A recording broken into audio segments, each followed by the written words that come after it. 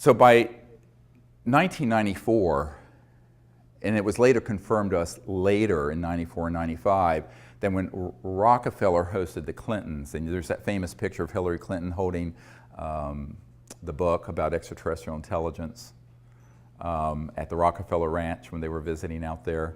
You know, yeah. Okay, so she actually is the one who stood up and stopped the briefing and said it's too dangerous. We're not going to pursue this. And ultimately, politicians are going to put their finger in the air and they're going to see which way the winds are blowing and see what they can benefit from. They saw this as a lose-lose situation. In other words, it was a situation where if they were to push on this, they would be stepping on some very big toes. Very, very big toes. How big? Several $100 trillion of world economic activity. Now let me back this up now. So the how is hard for some people to wrap their mind around when it comes to this kind of secrecy, but the why is the pièce de résistance. Because if you look at what these projects that are unacknowledged special access projects are doing, what they really have been doing has been trying to acquire, as this top secret Canadian document, the Wilbur-Smith document in 1951 states, the modus operandi, the mechanism of action of these extraterrestrial vehicles, meaning the technology, the science and technology. Because if you're interstellar, you're not using Exxon Jet A fuel. You're not using a rocket like SpaceX and Virgin Galactic is using. You're not using something like the space shuttle. You're using some technologies that are the trans-dimensional end of physics, very high energy electromagnetic field propulsion systems that allow you to drop out of 3D space and appear at another point in space by going through other dimensions. Okay? Now, you can do that without going trans-dimensional by just creating energy from the so-called zero-point field and creating an anti-gravity effect, so you have lifters so that you can go 100,000 miles per hour and make a right-hand turn with no deceleration effect because you've created a bubble in space-time that corrects for one gravity. That's what a lot of the, quote, UFOs are that people see being test flown out near Nellis and the Dugway Proving Grounds in Utah, and et cetera and so on. We mastered gravity control October 1954. I was not a twinkle in my father's eye. Most of you weren't born at that point. I wasn't. And that is when we mastered gravity control. How do I know this? The third highest ranking official at the Naval Research Labs, the largest defense lab for the Department of Defense here in Washington, has been a friend for years, and he was in the vault and saw the documentation for this, unredacted, because it's all the original documents, and that was the date.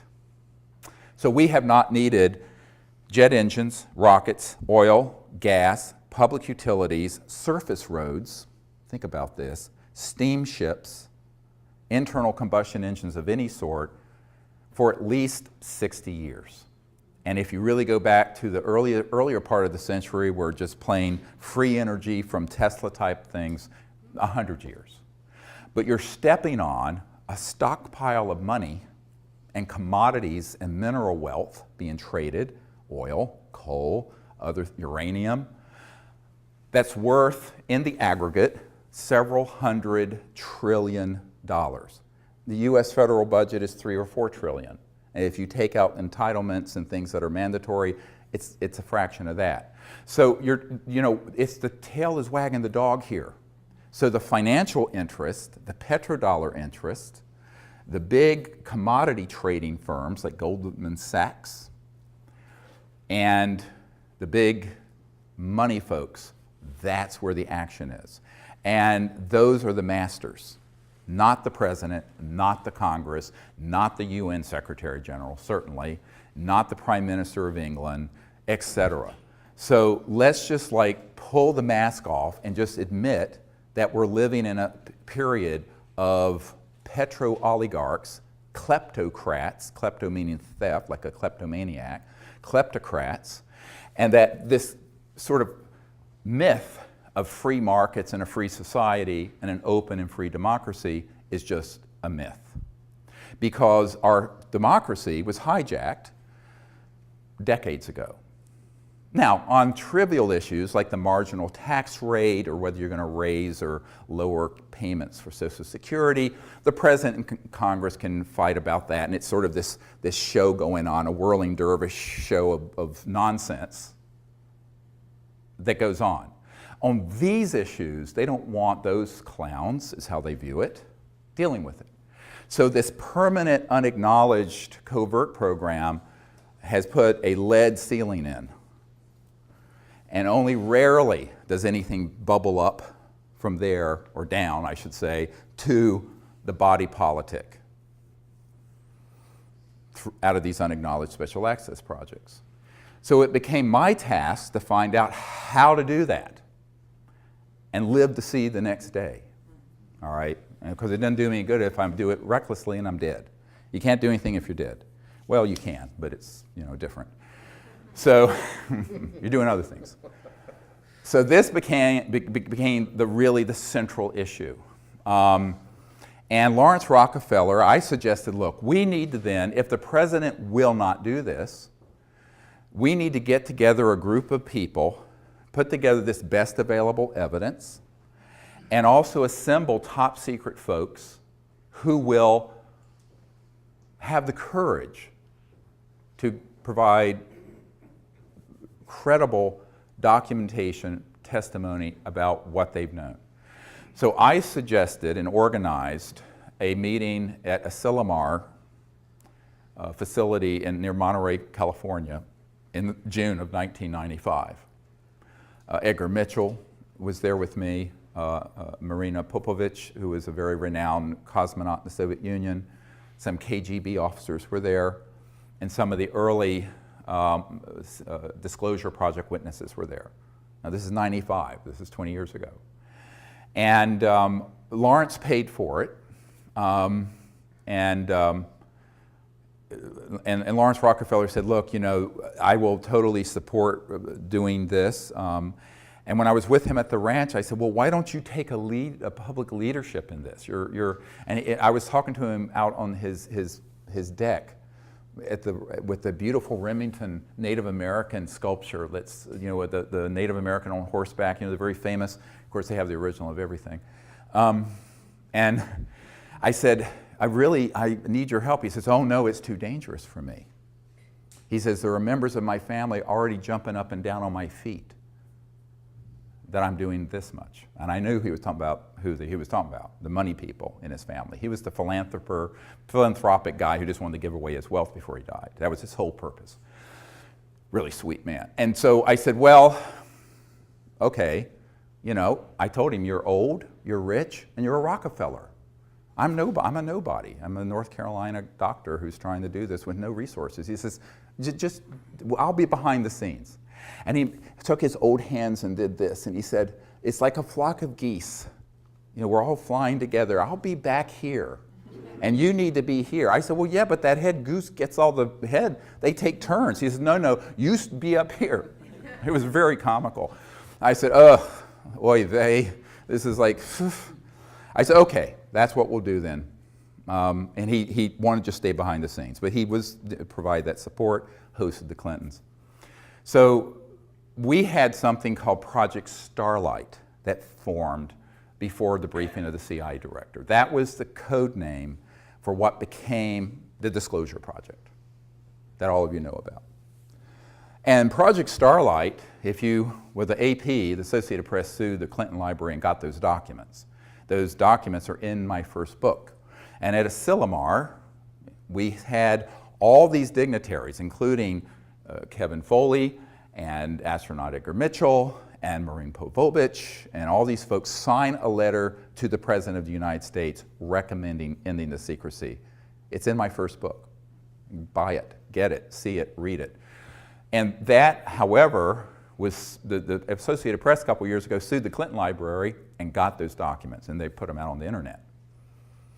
Now, At this point, we knew by 95, the president, with all the cajoling we could do, with all the work Lawrence was doing behind the scene, hosting Bill and Hillary at the JY Ranch for their vacations. A very good friend of the president's, I don't want to name her, but used to live at the White House and very good friends with Hillary, said that Hillary did not want to deal with this at all, but Bill was so interested in it, he would pull out the best available evidence briefing packet that we put together, and we'd be sitting in the private quarters of the White House going through it, and she's this hilarious woman who did a perfect imitation of Bill Clinton, and he said one time they put it out on the floor and she was sitting there with him, and he was going through it going, well, I know all this is true, but they won't tell me a thing, not a goddamn thing. Just like that, about all these secret programs. So when she told me that, I said, it sounds like Mr. Clinton. So from 95 until 98, I proceeded then to approach various members of Congress. And we had already started that process thinking, well, okay, if the president won't do an executive action and force his way to control these unacknowledged special access projects, maybe a member of Congress will have the courage to hold a hearing. And since we now have identified, first it was about a dozen, and then it became several dozen top secret guys that could be subpoenaed and swear under oath with penalties of perjury, federal penalties of perjury, if you're testifying before Congress. Go ask some folks who are in prison for lying to Congress about what they knew. And so I started assembling these folks, the first meeting of which was in June of 1995. I'd met with a number of them one-on-one, but there's strength in numbers. So I realized that if we came together as a group and they got to know each other and they felt that it was, they felt safer, they felt protected if they were all doing it together. You see what I mean? Brilliant. Okay, so that was what I did, is pull people together. Because these men and some of the women involved were terrified about speaking about this on their own as lone wolves. But I said, let's get a mass of us together and do it. So that first gathering was very historic because it was sort of presaged what we did in 2001. Now at that point, I decided, look, we are going to have to be very careful with this. So I wanted to be sure that not only did the president have no access, which is in itself proof of the illegality of these unacknowledged special access projects, but that the appropriate oversight committees of the Congress of the United States didn't, as well as key people at the Pentagon. So I proceeded then to do a series of briefings.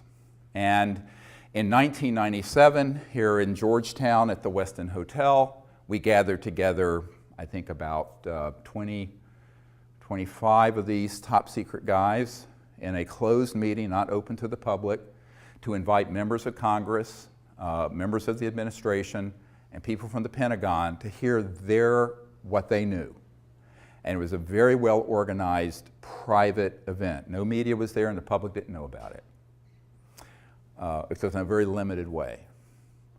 And the idea was that we wanted to get a member of Congress, and like Congressman Dan Burton, who is chairman of the House Government Oversight Committee, Reform and Oversight Committee, that issued 1,000 subpoenas to impeach Clinton about the stain on the blue dress, was there.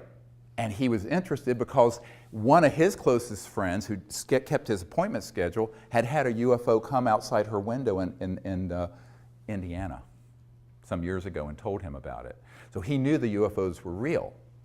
And he turned to us and he says, I want everything you have, everything you have. And then someone got to him and he didn't hold the hearings. But there were many members of Congress and other people. There were people from the Vice President Al Gore's office there. There were people from the White House. There were people from the Pentagon. The day after that event, I went straight to the Pentagon and did a briefing, what's called a stand-up briefing for J2, the head of intelligence for Joint Chiefs, a different one from the one who forced the meeting at Wright-Patterson Air Force Base. And this Admiral Tom Wilson hosted us at the Pentagon in the E-ring, where all the admirals and generals are, the outer ring, because they get the views. So the inner ring can't see anything. And I went there with astronaut Edgar Mitchell, myself, a couple of the Disclosure Project witnesses, and my assistant, Sherry Adamak. And what was fascinating is that before I went, I had my military advisor send to the Admiral a document I had received. And it's the first top secret document in the briefing for the President that I did for Obama, which we'll get to in a little bit. And this is dated from the 90s, and it's from Nellis Air Force Base, what people call mistakenly Area 51. It's not the proper name. And this document actually was a security alert because there were some UFO spotters who had penetrated the perimeter of Nellis, and they were going to have to shut down operations with their EMGs, their electromagnetic anti-gravity test flights in that range that they have built.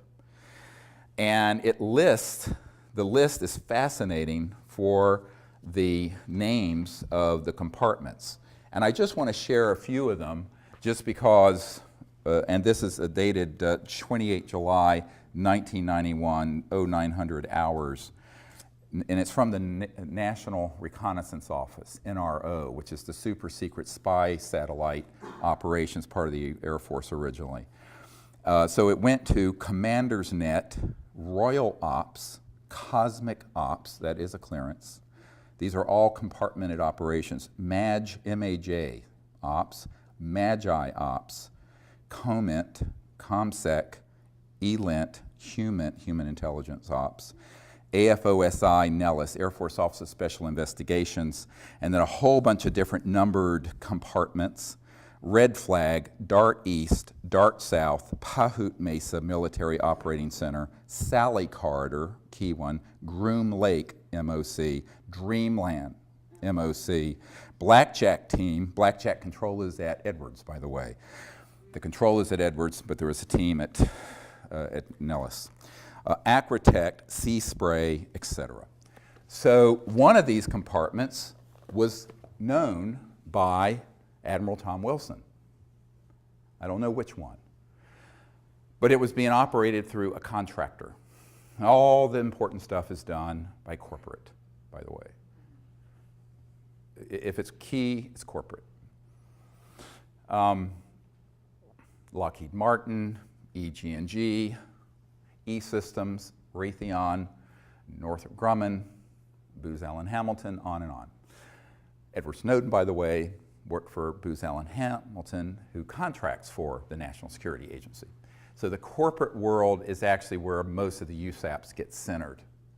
And then they interface with these USAPs within military and intelligence, like this.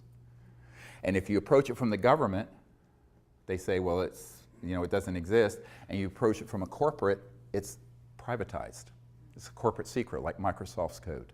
Got it? It's hermetically sealed away from everyone between those two techniques. Very clever. Very illegal, very clever. But the mafia is always very clever. And this is the biggest mafia in the world. So when Admiral Wilson recognized one of these compartments, he contacted them.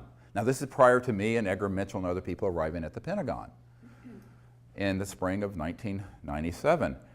And he picked up the phone and he said, this is Admiral Wilson. I'm head of intelligence joint staff, J2. I'd like to be read into, which means briefed. I want to be read into this project, blah.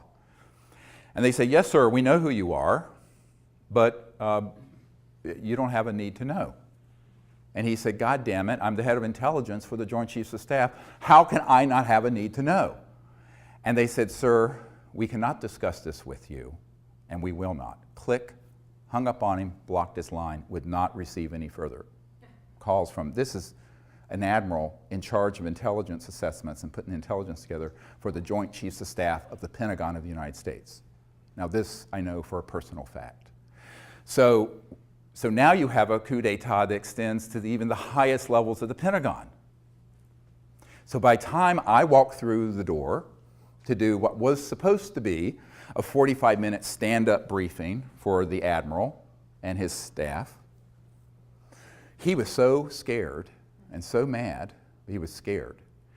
And the meeting went for 2 hours, and if Edgar Mitchell hadn't had to leave to go to an interview in New York City on some TV show, it would have gone on for 3 or 4 hours. He kept canceling his other appointments. At the end of that briefing, I said, we really need your help. And he said, well, what can I do? They're not going to tell me anything. The best thing I have in my arsenal is the B-2 stealth bomber that I know about. And you're telling me that there are unacknowledged projects that have things that can go transdimensional light speed and beyond, that can do circles around my B-2 stealth. He says, it's point, set, and match. I said, well, you still need to help us get control of it. He says, how can I do that without having the Secretary of Defense or the President order me to, without myself doing something rogue? See, here's the good guys are trapped by being good. I said, here's the thing. The only thing bad about nice people is that they're nice. And the people who are rapacious criminals are not nice, and they don't give a damn about the law or people's lives, and they don't mind killing you. So he said, I can't do this. And then he said, well, who else have you met with? I said, well, the CIA director, and I started naming all these people. So he says, well, you know, if those folks are being Schmidt-canned, pushed aside, what am I supposed to do? So he basically threw up his hands. He says, I don't see that I can do anything.